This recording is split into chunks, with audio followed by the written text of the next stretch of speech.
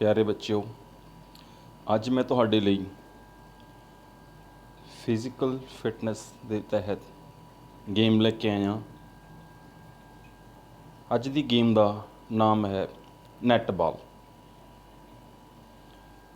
Netball ਬਿਲਕੁਲ basketball ਦੀ ਤਰ੍ਹਾਂ ਖੇਡਿਆ ਜਾਂਦਾ ਹੈ, ਪਰ ਦੋਨੋਂ ਗੇਮਸ ਦੇ ਵਿੱਚ ਕੁਝ ਡਿਫਰੈਂਸਿਸ ਨੇ, ਕੁਝ ਫਰਕ ਨੇ ਜੋ ਕਿ ਨੈੱਟਬਾਲ ਨੂੰ ਬਾਸਕਟਬਾਲ ਦੇ ਨਾਲੋਂ ਕੁਝ ਵੱਖਰਾ ਕਰਦਾ ਹੈ। ਜਿਵੇਂ ਕਿ ਡਰਿਬਲਿੰਗ ਬਾਸਕਟਬਾਲ ਦੇ ਵਿੱਚ ਹੁੰਦੀ ਹੈ, ਨੈੱਟਬਾਲ ਦੇ ਵਿੱਚ ਨਹੀਂ ਹੁੰਦੀ। ਬਾਸਕਟਬਾਲ ਦੇ ਵਿੱਚ ਜੋ ਪੋਲ ਹੁੰਦਾ ਹੈ ਉਸ ਦੇ ਵਿੱਚ ਫੱਟਾ ਹੁੰਦਾ ਹੈ, ਤੁਸੀਂ ਪਿਕਚਰ ਵਿੱਚ ਦੇਖ ਸਕਦੇ ਹੋ। ਨੈੱਟਬਾਲ ਦੇ ਵਿੱਚ ਜੋ ਨੈੱਟ ਹੈ ਉਸ ਦੇ ਪਿੱਛੇ ਬੋਰਡ ਜਾਂ ਫੱਟਾ ਨਹੀਂ ਹੁੰਦਾ। ਗਰਾਊਂਡ ਨੈੱਟਬਾਲ ਦਾ ਗਰਾਊਂਡ ਹੈ ਜੋ ਉਹ ਚੌਰਸ ਆਕਾਰ ਦਾ ਹੁੰਦਾ ਹੈ, ਜਿਸ ਨੂੰ ਕਿ 3 ਭਾਗਾਂ ਵਿੱਚ ਵੰਡਿਆ ਹੁੰਦਾ ਹੈ। ਬੱਚਿਓ, ਜੋ ਗਰਾਊਂਡ ਦੀ ਲੰਬਾਈ ਹੈ ਉਹ ਨੈੱਟਬਾਲ ਦੇ ਗਰਾਊਂਡ ਦੀ ਲੰਬਾਈ 100 ਫੁੱਟ ਅਤੇ ਇਸ ਦੀ ਜੋ ਚੌੜਾਈ ਹੈ ਉਹ 50 ਫੁੱਟ ਹੁੰਦੀ ਹੈ, ਜਿਸ ਨੂੰ ਕਿ ਆਪਾਂ ਜਿਵੇਂ ਤੁਸੀਂ ਪਿਕਚਰ ਵਿੱਚ ਵੀ ਦੇਖ ਰਹੇ ਹੋ, ਇਸ ਨੂੰ 3 ਬਰਾਬਰ ਭਾਗਾਂ ਵਿੱਚ ਵੰਡਿਆ ਜਾਂਦਾ ਹੈ। ਇਸ ਦੇ ਜੋ ਖਿਡਾਰੀ ਨੇ, ਨੈੱਟਬਾਲ ਦੇ ਵਿੱਚ ਇੱਕ ਟੀਮ ਦੇ ਵਿੱਚ 12 ਖਿਡਾਰੀ ਹੁੰਦੇ ਹਨ, ਪਰ ਇੱਕ ਸਮੇਂ ਦੇ ਵਿੱਚ ਗਰਾਊਂਡ ਵਿੱਚ ਇੱਕ ਟੀਮ ਦੇ 7 ਖਿਡਾਰੀ ਹੀ ਖੇਡ ਸਕਦੇ ਹਨ। 5 ਜੋ ਪਲੇਅਰ ਹੁੰਦੇ ਹਨ ਨਾਲ ਟੀਮ ਦੇ, ਉਹ ਸਪੇਅਰ ਜਾਂ ਆਪਾਂ ਉਹਨਾਂ ਨੂੰ ਬਦਲਵੇਂ ਖਿਡਾਰੀ ਵੀ ਕਹਿ ਸਕਦੇ ਹਾਂ। ਜੋ 7 ਖਿਡਾਰੀ ਹੁੰਦੇ ਹਨ, ਤੁਸੀਂ ਉਹਨਾਂ ਨੂੰ ਪਿਕਚਰ ਵਿੱਚ ਵੀ ਦੇਖ ਸਕਦੇ ਹੋ। ਬਿਬ ਪਾਈ ਹੋਈ ਹੈ ਉਹਨਾਂ ਬੱਚਿਆਂ ਦੇ, ਔਰ ਉਹਨਾਂ ਦੀ ਚੈਸਟ 'ਤੇ ਬਿਬ ਦੇ ਉੱਤੇ ਲਿਖਿਆ ਹੋਇਆ ਹੈ ਫਸਟ ਬੱਚਾ ਜੋ ਹੈ ਉਸ ਦੀ position WA, next GK, third GD, fourth GA, fifth GS, WD, sixth बच्चा, और सैवंथ जो है वो C फॉर सेंटर ਨੂੰ ਸਟੈਂਡ ਕਰਦਾ ਹੈ।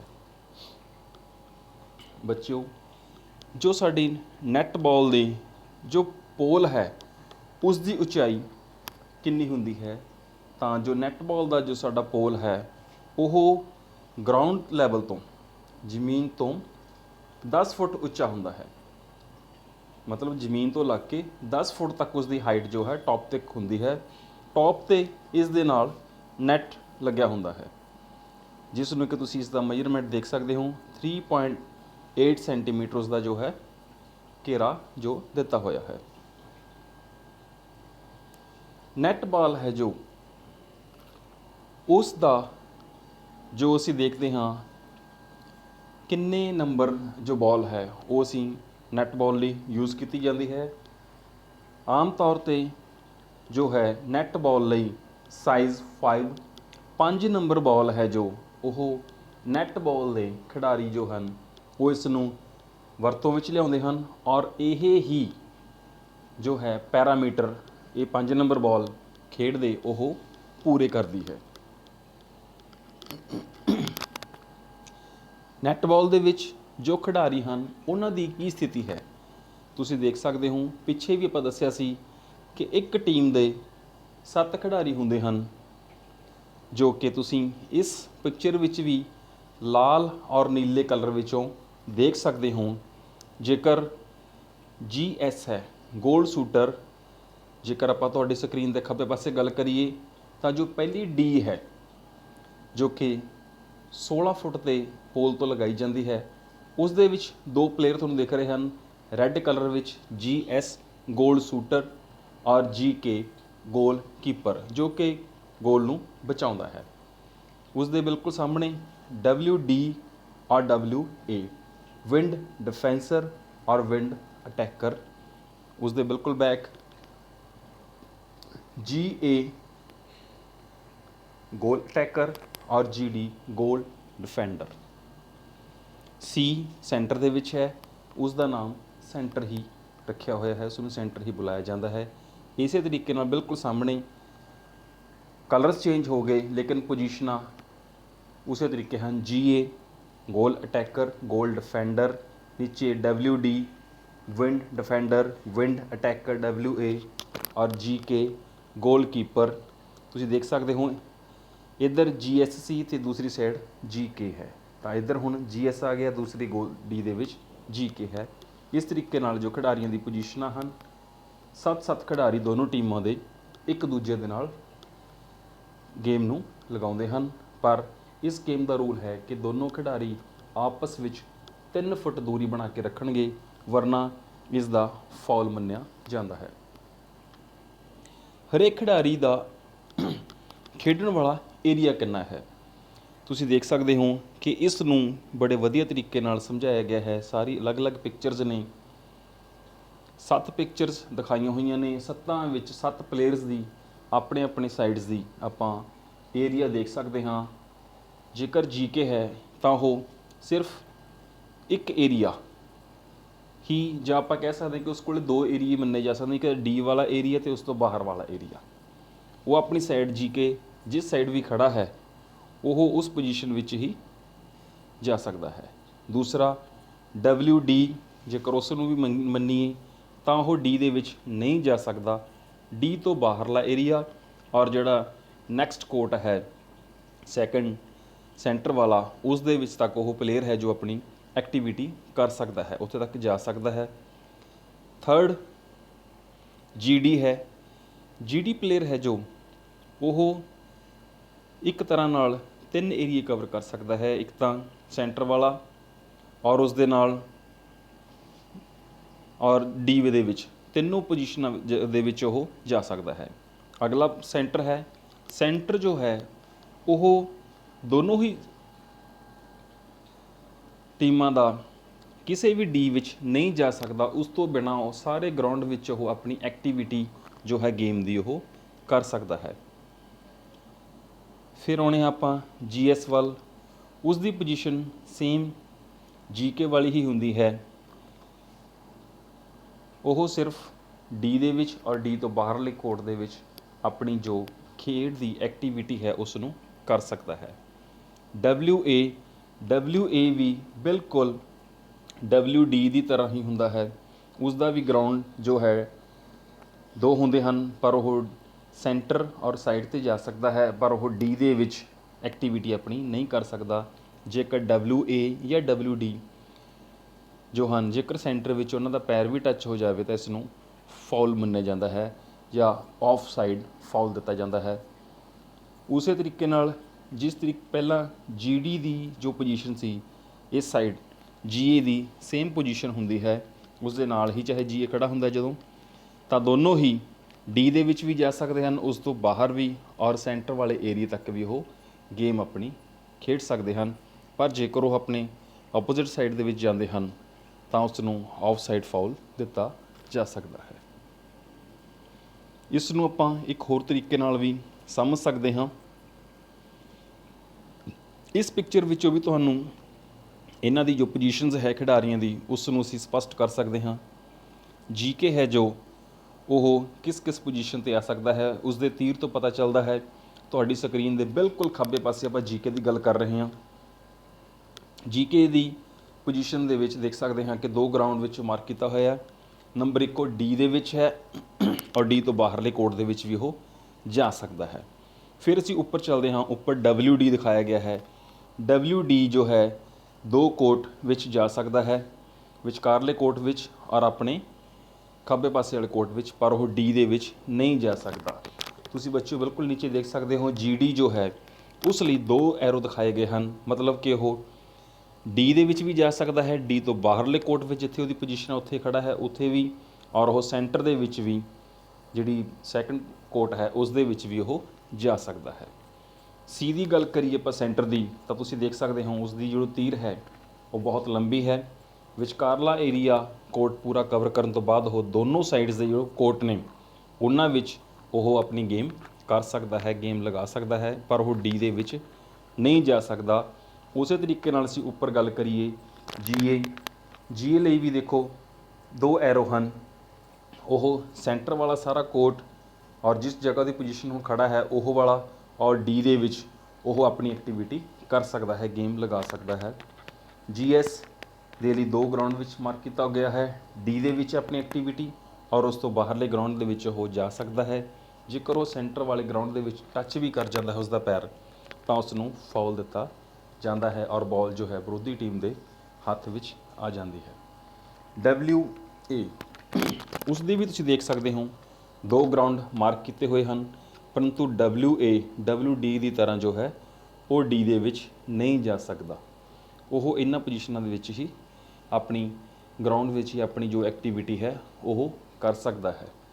ਸੋ ਬੱਚਿਓ, ਜਿਹੜਾ ਸਾਡਾ ਬਾਉਂਡਰੀ ਲਾਈਨਸ ਆ ਗਈਆਂ, ਜੇਕਰ ਬਾਲ ਉਸ ਤੋਂ ਬਾਹਰ ਚਲੀ ਜਾਂਦੀ ਹੈ ਤਾਂ ਲਾਈਨ ਤੋਂ ਪਿੱਛੋਂ ਹਟ ਕੇ ਜੋ ਵਿਰੋਧੀ ਖਿਡਾਰੀ ਹੈ ਉਹ ਬਾਲ ਨੂੰ ਥਰੋ ਕਰਕੇ ਅੰਦਰ ਆਪਣੇ ਸਾਥੀਆਂ ਨੂੰ ਪਹੁੰਚਾਉਂਦਾ ਹੈ।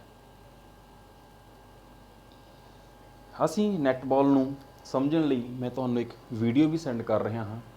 ਉਸ ਵੀਡੀਓ ਨੂੰ ਦੇਖ ਕੇ ਵੀ ਤੁਹਾਨੂੰ ਇਸ ਬਾਰੇ ਕੁਝ ਹੋਰ ਜਾਣਕਾਰੀ ਮਿਲ ਜਾਵੇਗੀ। ਆਓ ਹੁਣ ਆਪਾਂ ਉਸ ਵੀਡੀਓ ਨੂੰ ਦੇਖਦੇ ਹਾਂ ਤੇ ਉਸ ਬਾਰੇ ਤੋਂ ਕੁਝ ਜਾਣਕਾਰੀ ਲੈਣ ਦੀ कोशिश करते हाँ। Hello guys, welcome back again. आप सभी का स्वागत एक बार फिर। और आज का वीडियो है नेट बॉल के ऊपर। चलिए शुरू कर।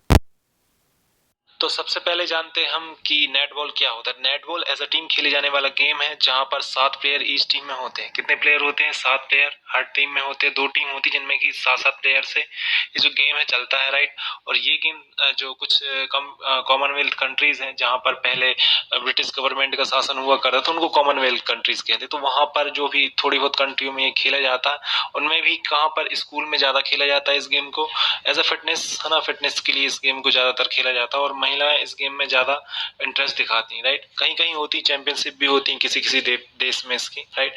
तो इसमें ज्यादातर जो इंटरेस्ट है वो महिलाएं दिखाती हैं। क्यों? देखिए, इसमें ना इंजरी होने के चांस कम होते हैं, क्योंकि ये जो एक ऐसा गेम है जिसमें फिजिकली कांटेक्ट नहीं होना चाहिए। फिजिकली कांटेक्ट जरा भी हुआ और पेनल्टी लग जाती है इसमें, इसलिए ये गेम जो है इसमें इंजरी होने के चांस बहुत ही कम होते हैं, ठीक है। अब ये गेम कहाँ से निकल के आया है? तो ये मॉडर्न बास्केटबॉल, या हम ये कह सकते हैं अर्लियर वर्जन ऑफ बास्केटबॉल से ये गेम जो है निकल कर आया है। और यह गेम जो है सबसे पहले 1890 में खेला गया था, 1890 में खेला गया था ये गेम। और कहाँ से शुरुआत मानी जाती है इसकी? इंग्लैंड से इस गेम की शुरुआत मानी जाती है। ज्यादातर आपने मेरे जितने भी वीडियो देखे होंगे, ज्यादातर उसमें गेम जो है वो इंग्लैंड से निकल कर आए हैं। बहुत ही कुछ थोड़े बहुत गेम है जिनमें से 1-2 गेम भारत से भी निकले हुए हैं, राइट। और कुछ गेम एशिया से भी निकले हुए हैं। अब हम बात करते हैं ये गेम कहाँ खेला जाता है। रेक्टेंगुलर एक कोर्ट होता है, एक आयताकार कोर्ट होता है, वहां पर इस गेम को खेला जाता है। और इस गेम में जो एक बॉल है उसको पास करते हुए गोल तक पहुंचाया जाता है और गोल में जो बॉल है उसको शूट कर दिया। तो किस तरह शूट किया जाता है? जैसे बास्केटबॉल में शूट किया जाता है उसी तरह से इसको भी शूट कर सकते हैं, राइट। अब इसमें जो गोल पोस्ट होता है ना, वो बिल्कुल बास्केटबॉल जैसा ही होता है। मैं आपको थोड़ा सा बता देता हूँ आपको दूसरे इसमें। देखिए, बास्केटबॉल इसके गोल पोस्ट में किस तरह अंतर होता है। ये होता है बास्केटबॉल का, यहाँ पर इस तरह से ये रिंग लगा होता है, ये इस तरह से, ये बास्केटबॉल का हो गया। और इसका कैसा होता है कि एक पोल लगा होता है ना, और उसमें इस तरह से होता है, ठीक। तो ये किसका हो गया? नेटबॉल का हो गया। और ये हो गया किसका? बास्केटबॉल का गोल पोस्ट, ठीक। इसमें ना ये क्या होता है? बैकबोर्ड होता है। क्या होता है? ये बैकबोर्ड होता है। इसमें बैकबोर्ड नहीं होता है, ठीक है। बस इतना ही अंतर होता है गोल पोस्ट। बाकी दोनों के गोल पोस्ट जो है वो कुछ सेम, लगभग सेम जैसे दिखते हैं। बास्केटबॉल में बैकबोर्ड होता है, इसमें बैकबोर्ड, नेटबॉल में जो है बैकबोर्ड नहीं होता, ठीक। आई होप आपको समझ में आया होगा। और नहीं समझ में आया हो तो बास्केटबॉल वाला वीडियो आप देख लेना, मैं लिंक डाल दूंगा डिस्क्रिप्शन में, ठीक है।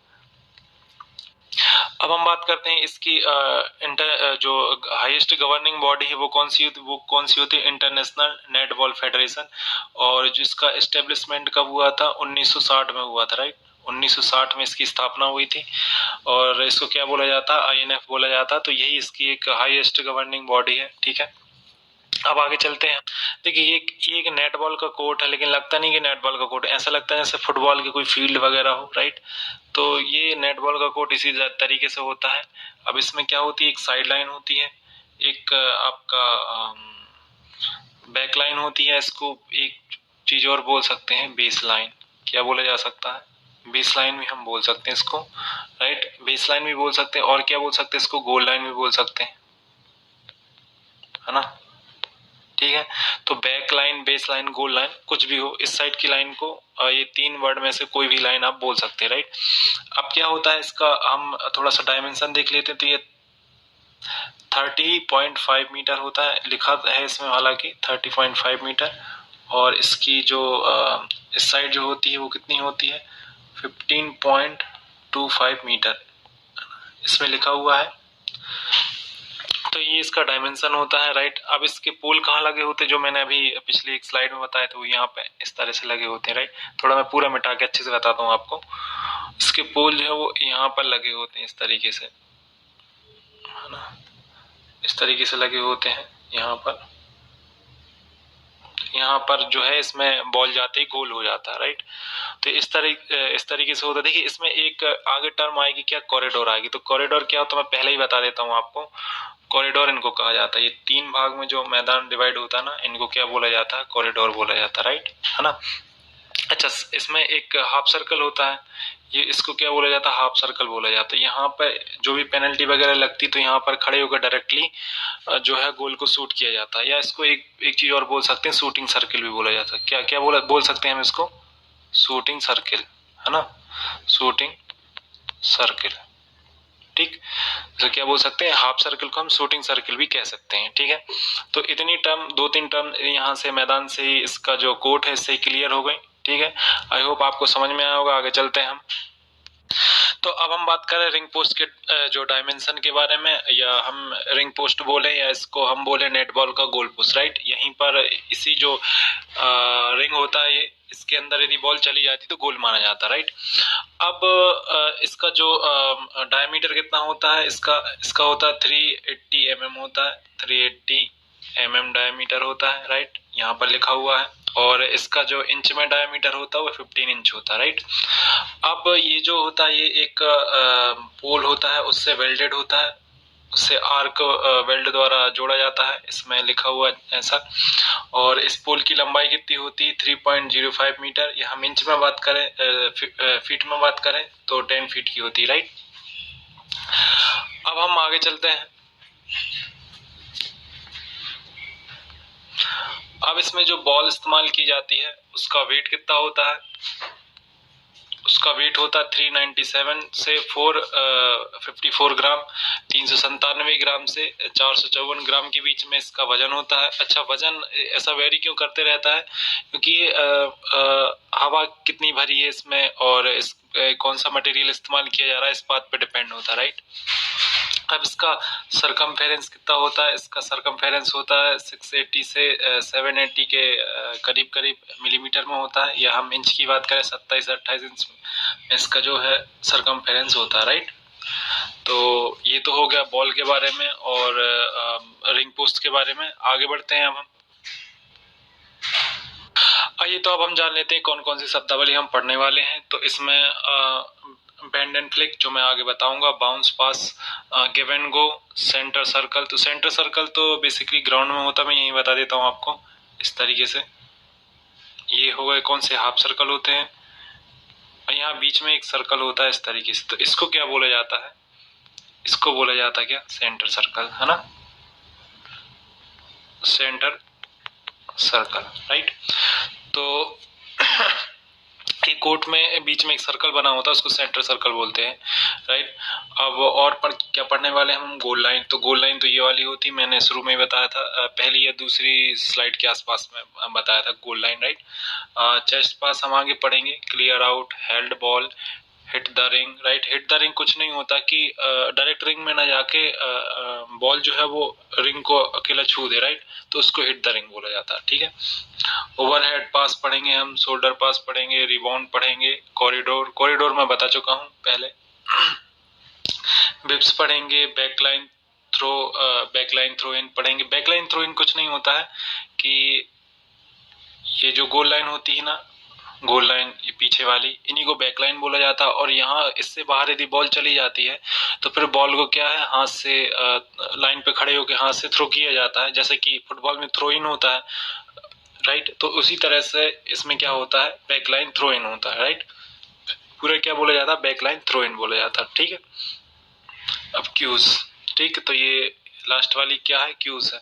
तो ये हम सारी शब्दावली हम अभी आगे पढ़ने वाले हैं और अच्छे से, ठीक है। बैंड एंड फ्लिक क्या होता है कि एक टाइप से किस तरह आपको शूट करना है, आपको कैसे शूट करना सीखना है कि आप यदि हाफ सर्कल में हो और हाफ सर्कल से आपको जो रिंग पोस्ट होता है उसमें गोल को पोस्ट करना है, ठीक है, बॉल को आपको उसमें पोस्ट करना है। तो उसका एक जो तरीका होता है कि आपको पहले घुटनों को हल्का सा बेंड करना, फिर उछलना है और फिर फ्लिक करना है बॉल को रिंग की तरफ, और गोल जो है इस तरह से आपको गोल पोस्ट करना सीखना है, राइट। तो ये होता है band and flick. I hope clear हुआ होगा, आगे बढ़ते हैं।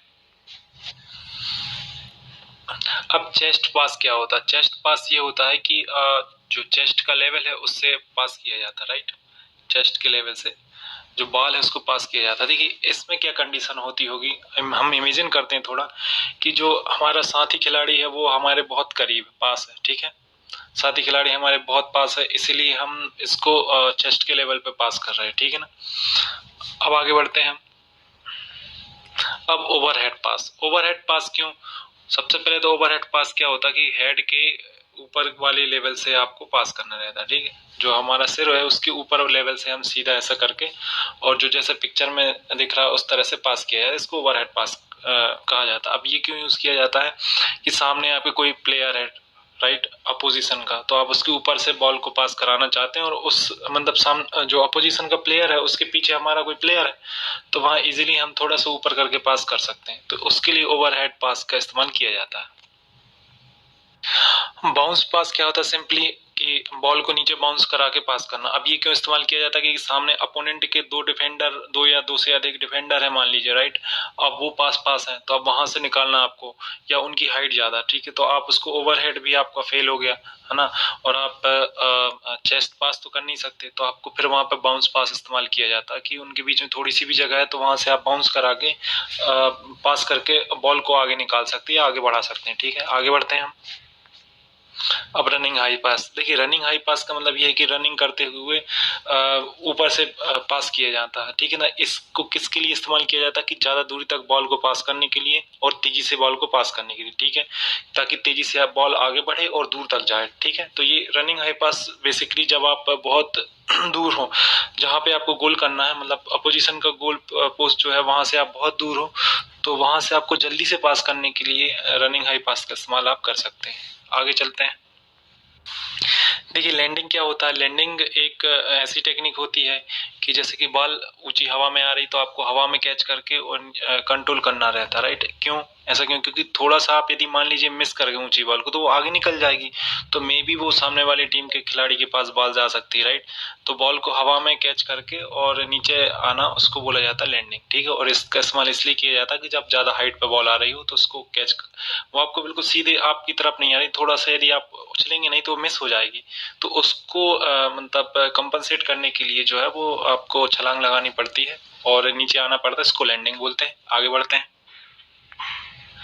अब पिवट क्या होता है? पिवट वर्ड से ही हो रहा है कि घूमना, राइट। तो बॉल को जब जब कोई आपकी तरफ पास करता है तो आप बॉल को कैच करके तुरंत घूमते हैं, तो इससे क्या होता है, इससे ये एक टाइप का एक इससे आप चकमा देते हैं, राइट, सामने वाले खिलाड़ियों को कि आप घूम गए, फिर वो आप दूसरी जगह पे पास कर सकते हैं इजीली बॉल को, या फिर आपको बॉल आगे पास करना है तो आगे पास करना तो आपको घूमना पड़ेगा, तो वहां पे भी पिवट जो है वो इस्तेमाल हो सकता है, राइट। आगे बढ़ते हैं। अब शोल्डर पास क्या होता है कि बॉल को अपने शोल्डर की तरफ लाके, जो शोल्डर है शोल्डर की तरफ लाके बॉल को आगे बढ़ा देना, इसको बोला जाता है शोल्डर पास, राइट। आगे बढ़ते हैं। अब गिव एंड गो क्या होता है, राइट। तो गिव एंड गो ये फुटबॉल में मैंने एक टर्म है समझाई थी, बिल्कुल वैसा ही है कि जैसे कि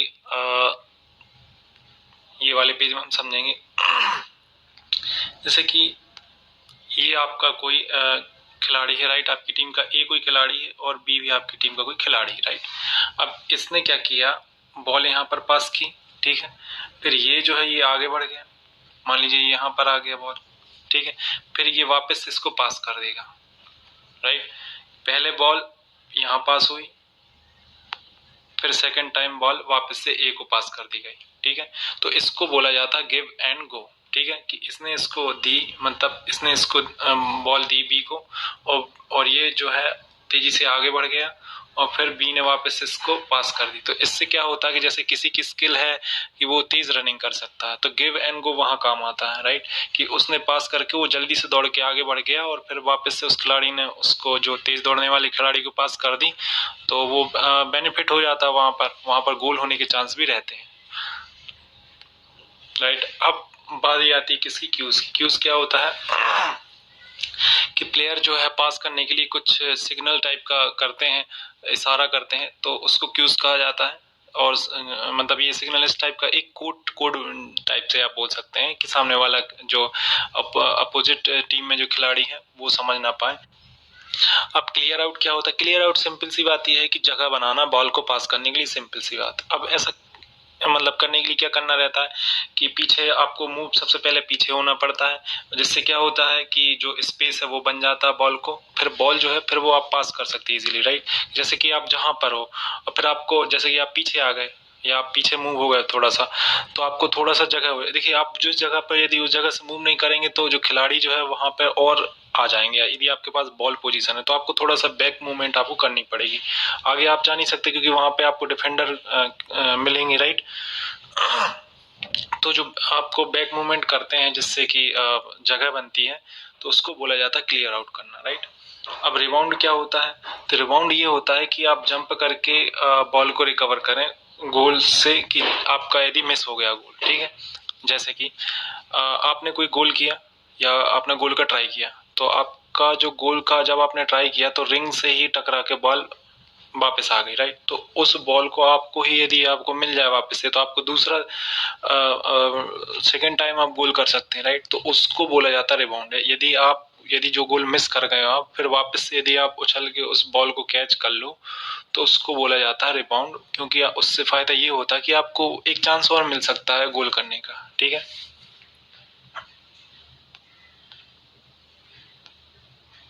अब हेल्ड बॉल क्या होता है? हेल्ड बॉल, जब प्लेयर जो है बॉल को पोजीशन को 3 सेकंड से ज्यादा रखता है तो उसको बोला जाता है हेल्ड बॉल, ठीक है। कितने से 3 सेकंड से ज्यादा यदि बॉल पोजीशन रखता है तो उसको हेल्ड बॉल बोला जाता है, ठीक है। बिप्स क्या होता है? देखिए बिप्स होता है एक टाइप का ड्रेस टाइप की होती है या यूनिफॉर्म होती है, नेटबॉल की यूनिफॉर्म, उसको क्या बोला जाता है? बिप्स बोला जाता है, जो कि ये पोजीशन बताता है। हर पोजीशन खिलाड़ी की अलग अलग होती है, राइट। अब कॉरिडोर क्या होता है? कॉरिडोर में बता चुका हूँ कि ये जो इस टाइप से कोर्ट होता है तो ये 3 भागों में विभाजित होता है, तो इसको क्या बोला जाता है? इन तीनों को अलग अलग बोला जाता है, इनको कॉरिडोर बोला जाता है, right.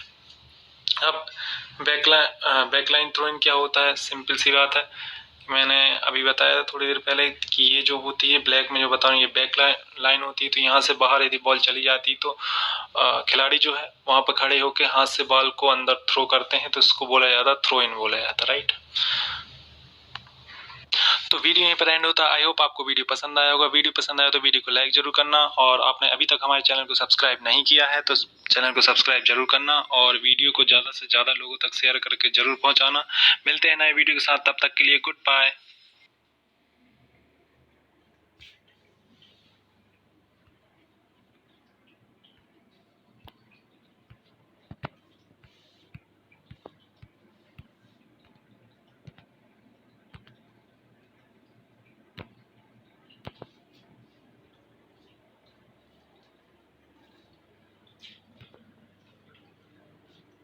Hello guys, welcome back again.